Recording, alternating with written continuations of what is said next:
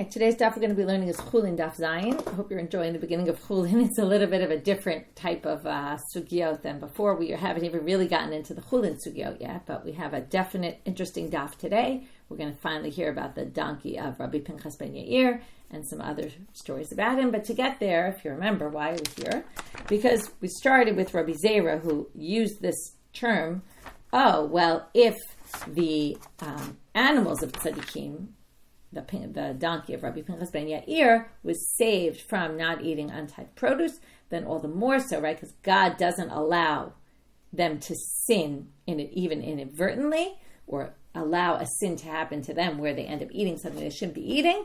All the more so how God protects the tzaddikim. And today, that's really going to be the topic of how tzaddikim are protected by God. Now, this doesn't necessarily mean we're going to see that the tzaddik that's protected from God and the animal of the tzaddik is seems to be living in a bit of a different world than the average person and even than the average righteous person, I would say. Rabbi Pinchas ben Yair is a quite interesting character, and we're going to have a whole long story about him today and learn more about who he was. I'll just mention, by the way, that he's the one who's famous for the statement about, I'll just quote it here, which is Zrizut mivi'ah lidei nikiyut, nikiyut mivi'ah lidei tahara, tahara mivi'ah lidei prishut. And it's all about these levels that a person can achieve. That if you start with this, you'll get to that. Get to clean, you'll get to kedusha, you'll get to purity, then purity, then prishut, separating from people. Then from there you get to kedusha. From there you get to anava, which is humility, which is, yes, the basis of the book Mesilat Yesharim. From there you get to chasidut. From chasidut you get to ruach hakodesh. Okay, this is Rabbi Pinchas ben Yair. So that gives you a little bit of an in into who he was and what a unique person he was. So from this, okay, we're going to get to our third story where Rabbi Zeira quotes it. We haven't yet gotten to his quote and when he quotes it in the story, but right now we're getting some background to this story, which is we start with Rabbi Yehoshua ben Zeiruz, who's the brother-in-law of Rabbi Meir, right? Presumably he's the Ben Chamid, means he's the son of the father-in-law, Bruria's brother, and he testifies before Rabbi, who's Rabbi Yehuda Hanasi, about the fact that Rabbi Meir ate from the leaf of a vegetable without meisering it. And on the basis of this, Rabbi Yehuda Hanasi decides from Beit Shean, decides to turn Beit Shean into a place where you don't have to take Trumot Masrot. Okay, that's his big takana. Now, by the way, okay, the commentaries all kind of go crazy about this because how could you say Beit Shean's not Israel and all that? And the Gemara is going to ask it also. But we're going to basically say that, that Maser, so first of all, this raises a question. Rashi says you have to say that he held that the Maser on grains outside of Israel is only D'Rabbanan. There's a bit of a question whether there's obligation to tithe outside of Israel, but I'm not going to get into that issue right now. And basically what they're going to say is the vegetables, if you remember, in Trumot Masrot, there's the gan, tirosh, and yitzhar. The main Maser obligation is on grains and olives and grapes, okay? But anything else, vegetables, fruits, all that, it's only D'Rabbanan. And perhaps Rashi claims that he wasn't talking about everything like Dagan, Tirosh, and Yitzhar. Those three are Torah. He was talking about all the D'Rabbanans. He was lenient. Okay, whatever exactly it is not so much our issue. But we're going to talk about some questions about how did he do this, and we'll see. Okay, so we started off with the Rebbe basically matir Beit Shean. All of his family went crazy. Okay, it says his brothers and his father's house, and they said, "What are you talking about? Everyone's been forbidding this, and you're going to all of a sudden permit it." And then Rebbe quotes him this big quote about, look what Chizkiah did. Chizkiah got rid of the Nachash Nechoshet, and they say, how could that possibly be? Chizkiah was much later in the time period of the Malachim, of the kings. What about Asa, who was a good king and got rid of all the Avodah Zarah? What about Yehoshaphat? Because the people were worshiping this Nachash Nechoshet that was left from, the time of Moshe, and they turned it into kind of an idol, and how could it be they didn't get rid of it? So we ended with this line that his fathers left him something to do, okay? In other words, Chizkiah needed to go down in history for something, so they left it. Now, it doesn't really mean they said, let's not get rid of this. Let's let the Jews worship idols, and, we'll leave something that Chizkiah could be known for. Okay, the commentaries try to say, well, it must be, they didn't realize, but inadvertently it was that they were leaving something for Chizkiah to be great about, and therefore comes Rebbe and says Yes, it's true they all forbade it, but they left it for me to be the big one to matir it. First of all, it's just interesting to note that to go down in history, you don't have to be the one who forbade everything, right? Lots of times they institute takanot that are forbidding things, right? He's saying my greatness is going to be that I permitted this, okay, which is a nice idea. Now, we're going to say, mikan, from here you can infer, l'tamid chacham, shamar dvar halacha, she'en mizichin oto. Okay, mikan means from the fact that Rebbe accepted the testimony of Rabbi Yehoshua ben Zeiruz, who testified about Rabbi Meir, who seemingly testified about something that seemed absurd because everybody, right? How could Rabbi Meir not have taken Truma Namaschot? Well, from here you learn that if Tamid Chacham says something that you find sounds ridiculous and was permitting something that, how could that be? She'en mizichin oto. Va'amri la'em maznichim oto, va'amri la'em mazchichim oto. Okay, I specifically read to the end. So you see there's 3 ways to read this statement. If Tamid Chacham says something that you find seems absurd, and how could that be? Don't either mizichin, maznichim, or mizchichim oto. Okay, what are the 3 words?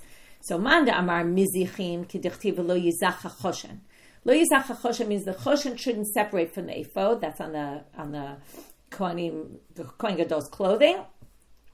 What we're talking about is don't separate from him, meaning, so 2 interpretations. Rashi says don't separate him from his statement, meaning don't make him change his mind and say, oh, you must be wrong.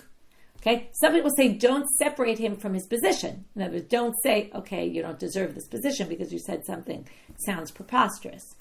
The second interpretation is emaznichim. We don't abandon him. Okay. The third is en mazchichim, which let me just read the pasuk. Man damar en maznichim dechtiv ki lo yiznach lo olam Hashem. That God will never abandon us. Right. That's what we see. Maznichim means to abandon. Excuse me for 1 minute.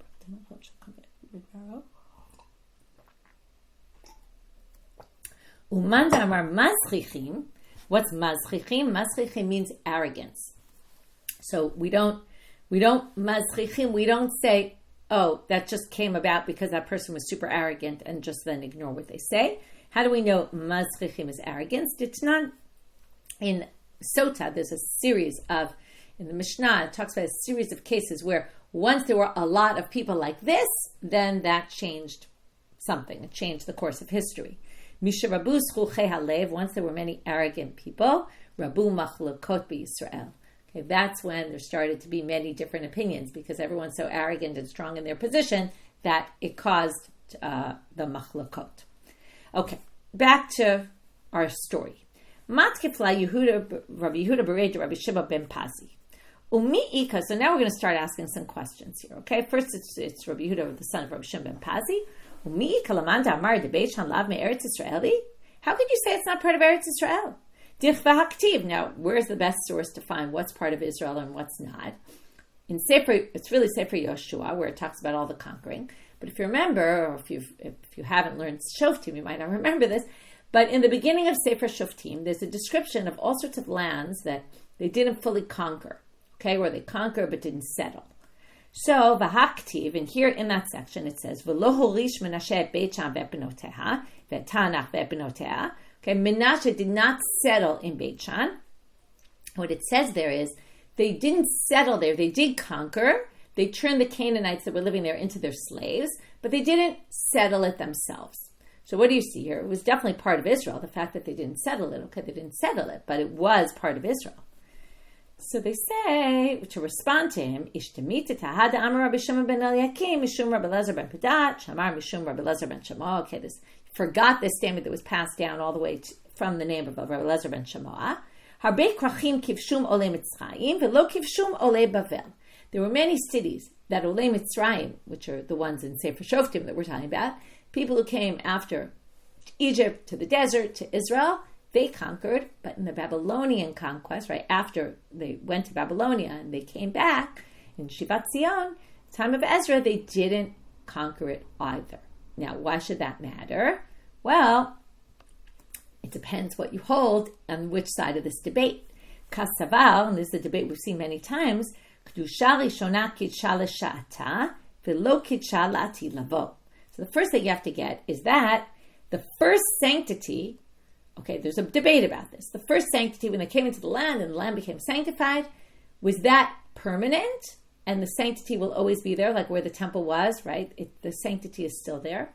Or was it temporary? And then the second time they came, they were Mekadesh again. And then they gave sanctity again to the land.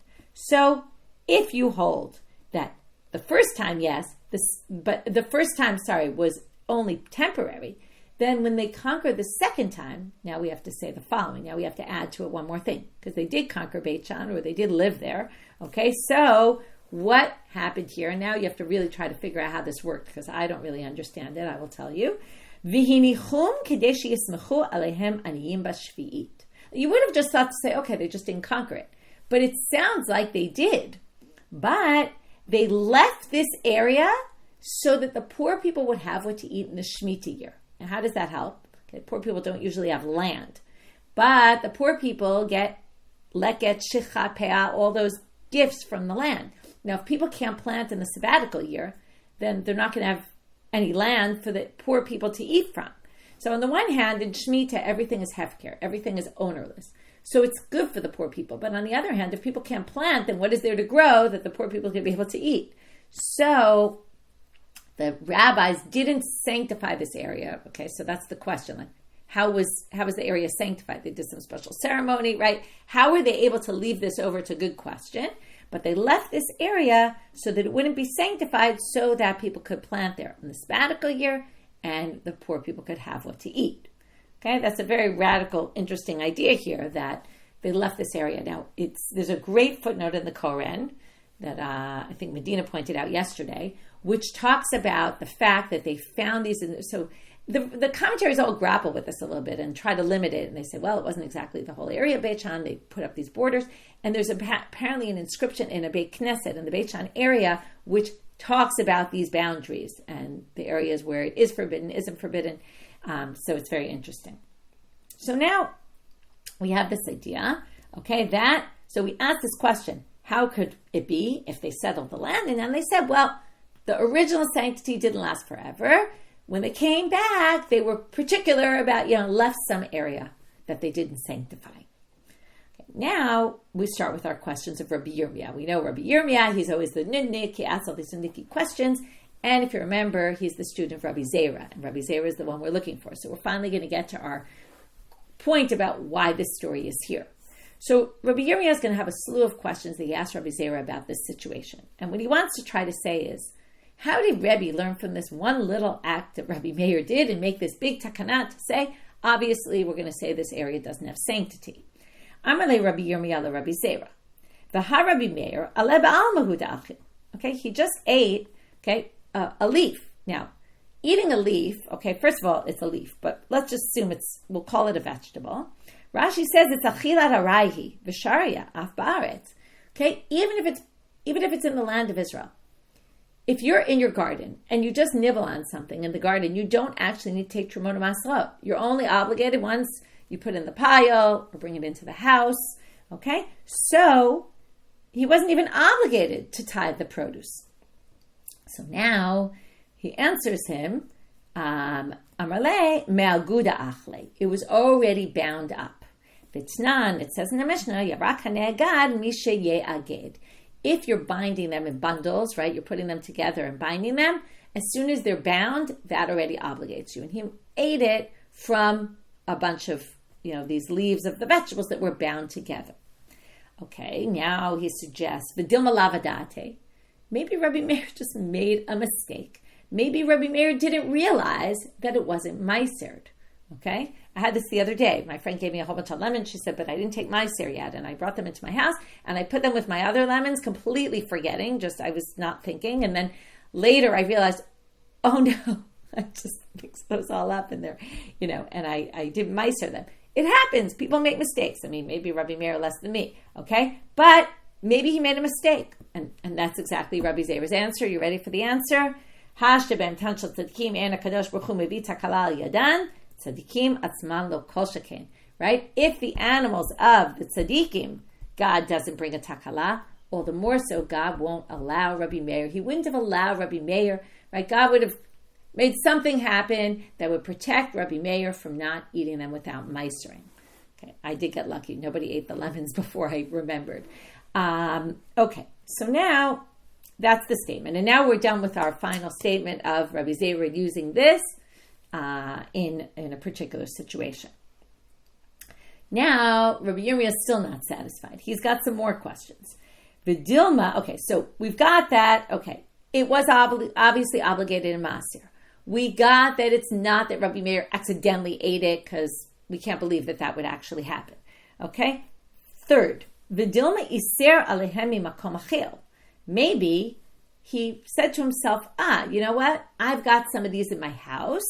The ones in my house will be Masir for the ones I'm about to eat, which you can do. Well, we're going to see. You can't exactly do it like that, but you could theoretically in your head say that will be Masir for this, and later separate it. Maybe he did that. And then Rabbi Yehoshua ben Zeiruz wouldn't have known, right? What's he supposed to know? What's in Rabbi Meir's thoughts? So Rabbi Zeira answers, what do you mean? This is called litrom lo min hamukaf. What does that mean? You're supposed to always take truma maslot on produce that's in front of you. It's supposed to be in front of you. You put them all together. You shouldn't say, I have some fruits and vegetables somewhere over there. They're going to count as my maaser for this. Okay? Why not? Many, many reasons. Okay? We can all imagine those reasons. Number one, maybe they rotted. Okay? And they're disgusting. And you can't take from disgusting produce on good produce. Number two, maybe they got lost. Maybe you think they're there, but who knows if they're really there. Number three, maybe someone ate them. Right? Or maybe someone will eat them, right? Once you turn them into truma, whoa, that's pretty serious. Then someone in your house is going to end up eating them. That would be bad. So there's all sorts of reasons why we shouldn't do this. So, and chavirim who keep the halacha certainly wouldn't do this, all the more so Rabbi Meir, right? There's no way Rabbi Meir did that.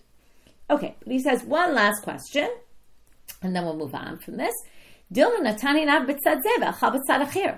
if you said there were these bundles, maybe he put his eye on one and said, that one's going to count to be my maaser, and now I'm going to eat this. So maybe that happened. Why are you so sure that he definitely didn't take truma maslot on it? Amar le, chaze man gaver rabba kam masir alei. So Rabbi Zeira says in the end, look, Rabbi Yehoshua ben Zeiruz is a very prominent person.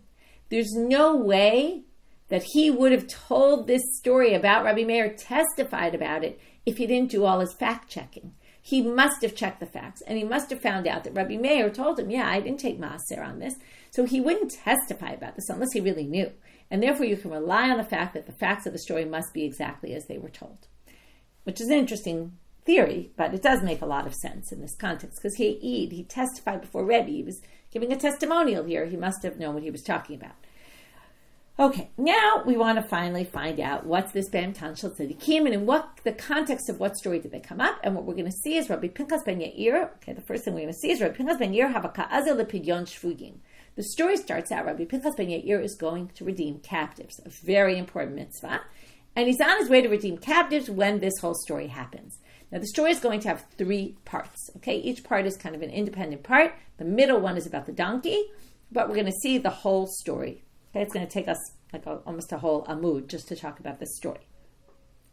Actually, we'll get off on some tangents, but in the end, though, this story is going to take us till the end of today's daf. And then we will get back to Shchita and Chullin stuff. Okay, my Bem Tanshel Tzadikim, that will be tomorrow. So what is this behema? Rabbi Pinchas ben Yair kabaka'azel lepidyon shvuyim. He's on his way to redeem captives. Paga be beginai nahara. Well, he's walking to redeem captives, and all of a sudden there's a river, okay, or a stream, and he doesn't know what to do. He can't cross it. Amarle, so what do you do if you get to a stream and you don't know how to get across? You talk to the stream. Isn't that what you would do? So he talks to the stream and he says, Amarle, Ginai, stream. Ginai is the name of the stream. Ginai Nahara, right? The Nahar Ginai. So he says, Ginai, Chalok li memach ve'avorbach. Split your river so I can get across. Okay? Like Moshe. Okay, sure, why not? Well, Amarle, the stream speaks back to him and says, Ata olech la'asat ratzon konecha, v'ani olech la'asat ratzon koni. You want to do what your God's telling you, okay? You're telling me, I'm on my way to do pidyon shvuyim, to redeem captives. But guess what? I'm on the way to do what God told me to do, which is let my water stream. So I've got a job too. And not only that, but which job is more important? Okay, now, not really more important, but what does he say? Ata safek oseh safek iata oseh. Very, right? Very real line. You're going to redeem captives. Maybe you'll be successful. Maybe you won't. You have no idea whether you'll actually succeed. But ani vadai oseh, right? So, in safek mosimi de vadai. I definitely am going to get my water to where it's supposed to go. I know that's going to happen. So I win out over you. Well, what does Rabbi Pinchas ben Yair say? Amar le, im iyata cholek, gozrani alecha shelo yavru b'cha mayim la'olam. So Rabbi Pinchas ben Yair pulls out a curse, and he says, or a threat, and he says, listen, if you don't split your waters, I'm going to make a decree that your waters will never flow at all. Well, chalak le, that worked. And he splits the river, and Rabbi Pinchas ben Yair starts going across. Now, Hava Ahu Gavra Davadari Chite Lepischa. There was another guy with him who was carrying the chitim for Pesach to make the matzah, and he had to get to the other side. Amar le chloch le nami lahai. Can you split your river also for him? To be mitzvah asi, because he's on his way to do a mitzvah. Chalak le. So he gets the miracle also for the second person, and even more interestingly, Hava Hutaya, there was an Arab, Diliva Bahadayu, that was in their party, in their group walking with them. Amarle, Chlok le nami lahai, Dilole makachosim lebnei Leviyah. Split for him as well. So people don't say this is what they do to their escorts, okay? That they just, ignore them and leave them stuck on the other side. Basically saying there's going to be a Chilul Hashem, right? Desecration of God's name. So, let him go and Chalakle. So he splits for the three of them. Amar Rav Yosef. So let's come out of the story for a minute. We're going to have all sorts of reactions to the different parts of the story. Rav Yosef says, Kama nafish gavra Moshe b'shita rivram. Look how much greater this man is than Moshe Rabbeinu and the 600,000 people that crossed the river with him. That crossed the Yam Suf, the Red Sea. Di'ilu hatam chad zimna v'hachatrata zimnin. That was one time it split. This was 3 times it split. The Gemara says, wait, who says this was 3 times? It was one after the other, but it was just, it split. And then you say, keep it split for him, keep it split for him. So fine. We modify Rav Yosef and say, Elakim Moshe, Vishitim Rivvan. Okay, fine. We'll say he at least gets to the level of Moshe and the 600,000 Jews. Okay, we'll give him that. Doesn't have to be higher than him. Second part of the story. Ikla lahu shpiza. So now he gets to an inn, a place to sleep for the night. Ramalu sare l'chamre. So they give, usually that's what happens, you get to a place, they give you food, and they gave him food for his donkey, barley. Lo achil, the donkey wouldn't eat. Here's where we get to the story where the donkey wouldn't eat, moving now to Amud Bet. Chavtinu, so they sift them, okay? Maybe, he's particular and won't eat them unsifted. Right? He's an animal, but, maybe he's particular. Lo achal, still didn't. Nakrinu. Okay, they took out all the stones and the pieces that weren't good, separated them out. Lo achal, still wouldn't eat. Amar lehu, so Rabbi Pinchas ben Yair says, Dilma lo ma'aschan. Maybe you didn't meister them. Is that possible? Did you not tithe them? Asrinu va'achal. So they tithed the produce and the animal ate the barley. Amal. Right,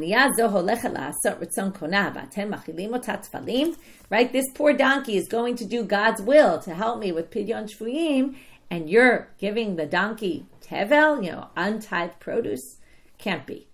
Okay, end of section 2. There's the story. There you have it about the Be'emot Shel Tzadikim that God protected and wouldn't allow, right? The donkey, it's kind of like the Bilam story, right? Donkeys aren't smart, and yet the donkey knew enough not to eat it and only ate it once it was musal.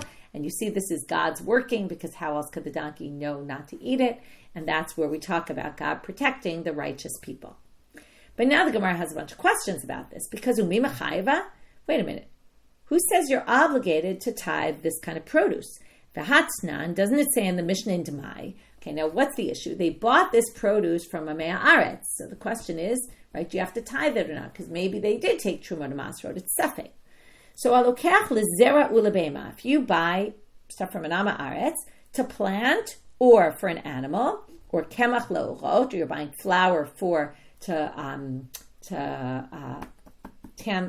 tanning the leather, for they would use the flour, or shemen l'ner, oil for lighting, or shemen l'such bo et hakelim, or to put on your vessels. Patur mehadmai, you're exempt from dmai. Okay, you don't have to tithe this at all. So why would you have to tithe this? Hatam ha'itmar ala, they say no there. It was said about this Mishnah. Amar Rabbi Yochanan lo shano ela shelekachan mitchila lebehema. It depends why you're buying it. If you buy it for your animal, you're right. You don't have to tithe it. Aval lekachan mitchila la'adam v'nimlach alehen lebehema chayav la'asil. But if you first take it for yourself, you buy it, take it, right? Take it is the word, but it really means buy. If you purchase it for yourself from an Amma Aretz, and then you decide to give it to your animal, since you purchased it originally for your own sake, you actually have to tithe it. Okay? And that must be what happened here. They bought it for themselves, and then we're giving some of the food they bought for themselves for the animal, and that's why it needed tithing. And here's a braita to support that. V'hatanya halokech perot min hashuk la'achila. If you buy produce in the shuk for eating, perot, by the way, in the Gemara, if it's not clear, and certainly in Mishnah literature, usually means grains. Okay, even though perot we think of as fruits, it's grains. Doesn't really matter here. I'm just pointing it out. So if you buy from the shuk produce for eating, v'nimlach alehem lebehema, and then you decide to give it to your animal, that's why it makes more sense. Animals don't really eat fruit so much. They're eating the grains, right? The barley usually.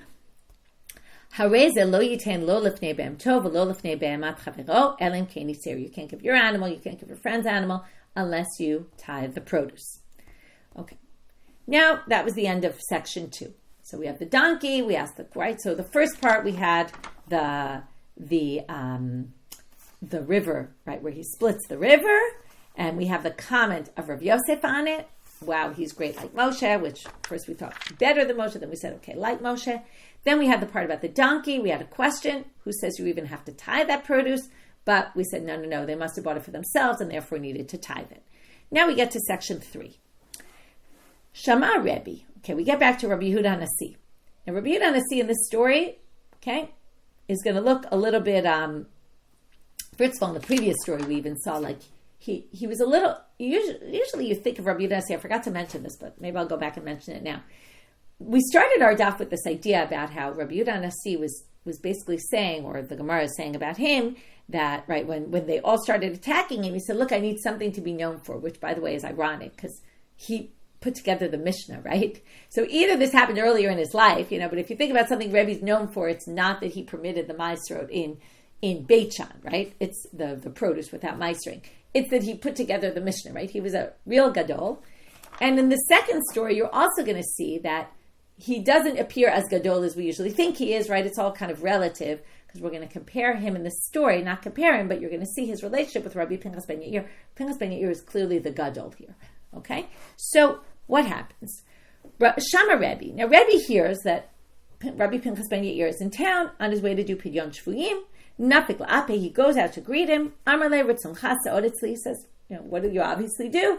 Big rabbi comes to town, invites him over to eat. Remember also Rebbe's very wealthy. Amar Lohain, so he says yes. Tzavu panavsha Rebbe. Rebbe's face lights up. Like, wow, Rabbi Pinchas ben Yair is going to eat with me. I can't believe it. Now, when you get to the end of the daf, you're going to see why he says, I can't believe it, okay? But right now, you don't really understand, and Rabbi Pinchas ben Yair doesn't really understand, even though it's a bit strange, he doesn't really understand, because especially once get to the end of the daf. But either which way, Amar Lo. So Rabbi Pinchas ben Yair says, what you think, I vow not to get any benefit from anyone in Israel, like of the Jewish people? Yisrael kedoshim hem. The Jewish people are holy. I eat with them, but he says there's different categories of people, and he categorizes people like this. Yesh rotzeh ve'en lo. There's people who like to invite people to eat in their house, but they don't really have the means, right? They do achnasat orchim, but they really have no food in their house. Yesh sheyesh lo ve'eno rotzeh. There's some people that have and don't really want to share their food with anybody else. They don't like to invite guests. Uchtiv, and it says about those people in Mishlei, al tilcham et lechem ra'ayin, don't eat the bread of someone who's ra'ayin, who's bad, with their, meaning they look badly, they don't want to, they're stingy. Ve'al titavu lamatamotav, and don't try to desire their food, ki, right, their delicacies. Ki kamoshar benafsho kenhu. Okay, there's different ways of interpreting this part. Whether he's actually bitter inside him, maybe, that's one interpretation. Anyway, I'm going to skip it though. Echol ushte yomar lach v'libo balimach. He'll say, come eat with me, but his heart is not really there. He doesn't really want you to eat with him. V'ata, but you're in the third category. Rotzeh v'yeshlo. Remember, Rabbi Yehuda Hanasi was wealthy. You have it, and you would like me to eat. So, obviously I'll eat with you. However, Mia hashta misarhivna, but I'm going to have to politely decline right now. Okay, some people write misarhev usually means they refuse. Okay, but some translate it as I'm rushing. Okay, okay, I'm going to have to politely refuse because I'm on my way to do a mitzvah and I just don't have the time to eat with you right now. Kiadrana atina ailina legabach. But when I come back, of course I'll stop here and I'll eat with you on my way home. Okay, we don't find out. Okay, I know you're all curious. Did he redeem the captives or not? We have no idea. But ki'ata, when he comes back, itrame, so he gets to Rebbe's house like he promised. So he goes in the entrance. Apparently Rebbe's house had a lot of entrances. He happens to go in the entrance where there were white mules. Now, white mules are a danger to society, we're going to learn. Okay, they were super dangerous animals. They attack people. They either cause people's death or cause people injuries that are irreversible. Amal, he said, Malach hamavet bebeito shel zeh v'ani asod etzlo. He said, the angel of death is in this person's house and I'm going to eat there? No way, no how. So Rebbe hears this. I don't know if he heard him talking to himself, but he realizes what's going on. Nafik lapi, he goes out to greet him. Amarle, so now Rebbe is going to say all sorts of solutions he has. And every time he's going to say, I have a solution to this problem, Rabbi Pinchas is going to say, no, that doesn't work. Amarle, mizabnei alahu, I'll sell them. Amarle, v'lifnei Iyar lo titei mechshol, you can't do that. You can't sell them to someone. You're basically putting a stumbling block in front of them because then they're going to have these animals that are going to endanger them. Mifkarna lahu, so I'll just make them ownerless. Mifshat tezeka, that's way worse. If you set right, the damage is going to be way worse because they're just going to be running around wild, as opposed to right. If you sell them to someone, at least they'll hopefully protect them. But if you leave them ownerless, they're much more dangerous to society. Akarna lahu, so I'll basically castrate them. Ikatzar balei chayim, that's right. That's inhumane actions, or I don't know what the words say, but that, right, it's mistreatment of animals. Katil nalu, so I'll kill them. Ikabal tashchit, that's destroying something that exists in the world. You can't just, kill animals. So, Havakama batesh betuva, well, at that point, Rabbi Yehuda Hanasi had nothing else to do except just beg him. That's why it shows here, Rabbi Yehuda Hanasi was clearly, right, not the prominent one in this story. And he's begging him, please, please, please come eat with me. Okay, by the way, this reminds me, I don't know if this reminds you, but if you know that story in Sefer Melachim, it really reminds me of that, where there's this Ish Elohim, and he testifies about Yeravam and how he gives this testimony about what's going to happen to this place that they're worshiping, and Yeravam builds this place with the Eglei Zahav, gives his testimony, and then and he was told by God, don't eat, don't drink, don't stop anywhere. And then on his way back, this guy stops him, and he says, come eat, and he says, I won't eat, and the guy says, well, I'm also a Navi like you, because he said, I got a prophecy. He said, also a Navi like you, and I got a prophecy that you're supposed to eat, and then he goes and he eats, and of course it was a false prophecy, and the guy gets killed. Okay, the guy dies by a lion, he gets killed because he went against the prophecy of God and ate at someone's house. But it was reminding me a little bit of the story because of the please eat, don't, this idea. But anyway, I don't know what to make of the connection, but I can give you some food for thought. What's funny is later they're going to bring a different story from Melachim, which actually is similar to the way this story ends, because at the end, the guy who invited him into the house says, I want to be buried next to that person. And in the end, when they destroy all these tombs, like the Jews come and they uproot, like there were tombs that they uproot, they see this guy and they save him, they leave it there. They're like, oh, that's the Ish Elohim. And then the other guy who lied to him and said, I also got a prophecy, ends up getting saved because he's in the grave with the guy, which is kind of similar to the story we're going to see, different, but there definitely seems to be some reference here, but I can't figure out what it is. Okay, so now I've given you something else to think about. Let's keep going in our daf. So what happened? So Rebbe's begging him to eat. Gavatura benayu. All of a sudden, a hill or a mountain grows in between the two of them. And basically, Rebbe can't get to Rabbi Pinchas ben Yair because there's a mountain between them. So, end of story, okay? Well, not really end of story, because Bacha Rebbe starts to cry. Va'amar ma b'chayehem kach b'mitatan al acha kama v'kama. He says, look how he got what he wanted, which is not to eat by me, right? In his lifetime, all the more so in his death, how much he's going to get whatever he wants, how great his strength is going to be. Okay, that's a weird statement. Where does this come from? To Amar Rabbi Chama bar Chanina, G'dolim tzadikim b'mitatan yoter mi b'chayehen, and here we're going to quote the Elisha grave story that I was just referencing. Shene'amal, so tzadikim are greater in their death than they are in their life. How do we know this? Vayihem kovrim ish, this is a crazy story in Elisha, where they're burying a person. So they see this army coming, and they just throw, like they're in the middle of doing this burial, they just throw the body, and it goes into the grave of Elisha, like they throw it into the grave of Elisha. So the guy's body touches the bones of Elisha, and he stands up, and he walks on his feet. Okay? So he comes back to life. Now, why does this show the greatness of Elisha in his death? So Rashi claims, okay, Tosfot has a different explanation. We'll go with Rashi, that in his lifetime, he brought back this child to life, but it was a lot of effort. He tried to daven, it didn't work. He had to then do like mouth-to-mouth kind of thing. But in his death, he didn't do anything, and the guy came back to life. Amar le Rav Papa Abaye, quick question about this. Maybe this doesn't show they're greater in their death than their life. It was just that there was this unfulfilled blessing of Eliyahu that had to happen, and it didn't happen in his life, so it had to happen in his death. Or not in his death, but when he was already dead. Eliyahu, when he's dying, he promises Elisha, or he says, he gives him a blessing, you should have double what I had. Now, Eliyahu brought one person back to life, and Elisha brought one person back to life. So this was the two he needed to do double. Amar le, so he says back to him, Abai says back to Rav Papa, Ihachi anu ditanya. Well then, how do you explain this braita? What did it say there? Al raglav amad, okay, it said, Vayakam al raglav. So it means, al raglav amad, he stood on his feet, but lebeito lo halach. He didn't go back home. He dropped dead like 2 minutes later. He got up, he walked, he went somewhere else, dropped dead, and, that's where he ended up. It's not that the guy really came back to life, so you can't say that would be a good fulfillment. Now, it is showing the greatness of Elisha that he was able to bring him back to life, even if it was only temporary.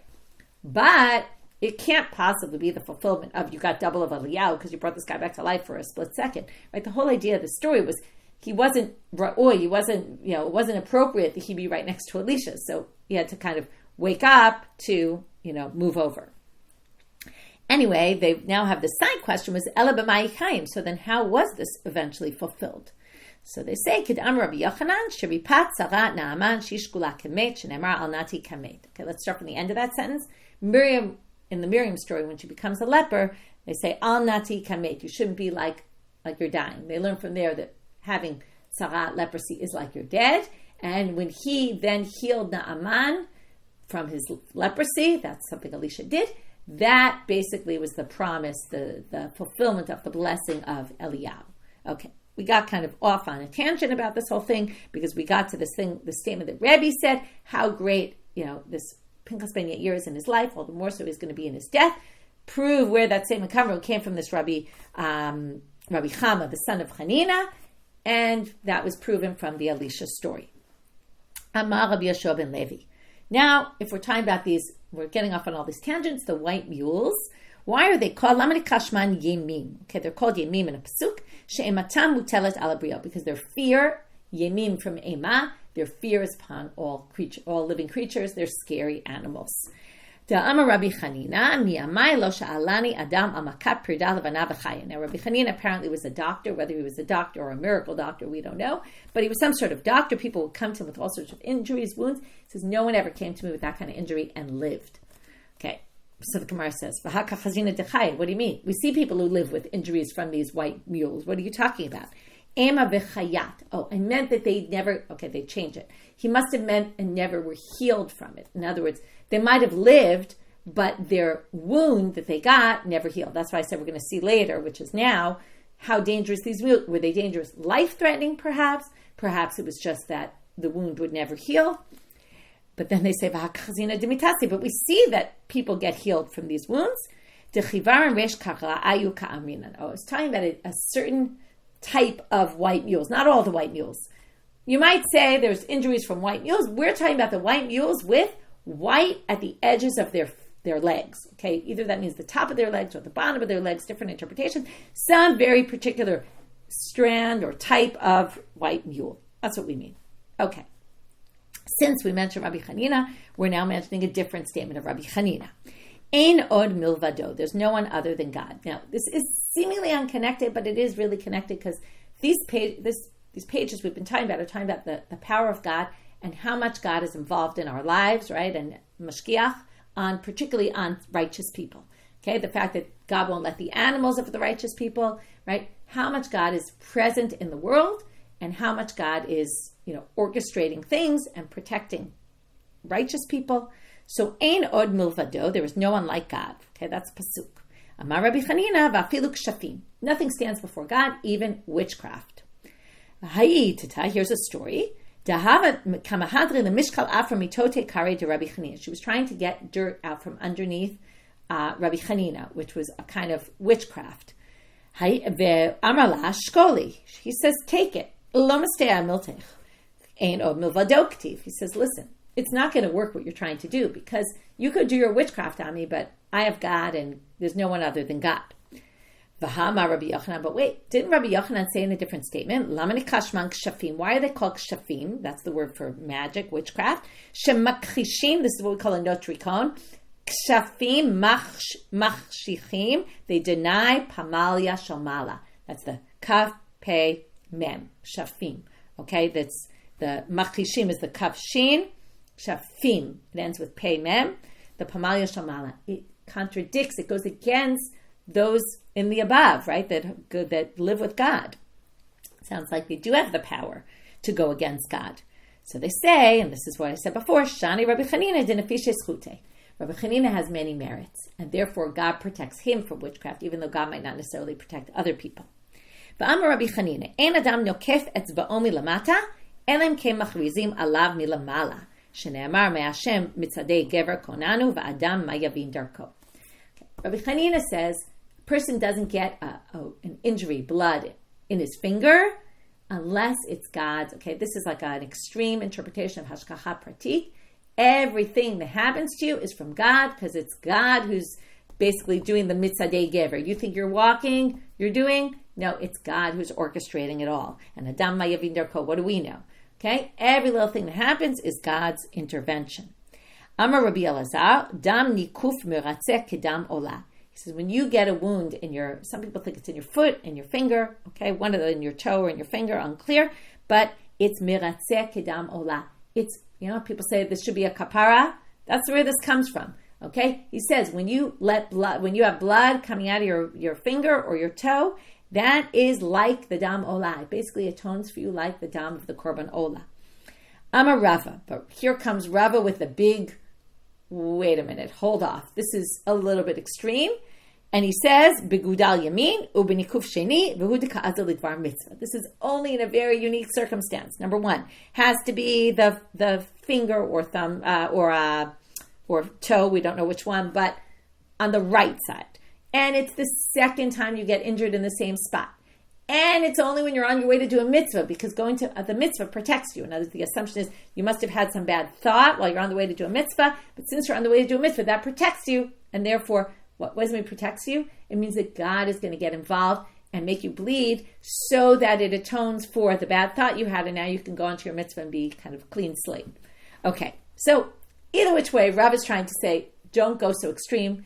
God is not so involved, right? You see this interesting debate about how much there is hashgacha pratit, how much we view every act coming from God. Ending with, back to the story, the third part of the Rabbi Pinchas story, because we got off on a tangent after Rebbe cried at the end, quoted the statement of Rabbi, it was actually Rabbi, the son of Rabbi Hanina. They claim he's the son, okay? What was it? Chama Ben Hanina, forgot his name. We quoted that. Then from there we got to a statement of Rabbi Hanina, and from there we got to this other statement about the kshafim and hashgacha pratit. Now, Amru alav Rabbi Pinchas ben Yair miyamav, and this is where I said you have to reread the whole story now according to this. Miyamav lo batzal prusa she'eno shelo miyom she'amad al da'ato lo nehene misudat aviv. Very radical statement about him. this is why I said he's really in a bit of a different category than everybody else.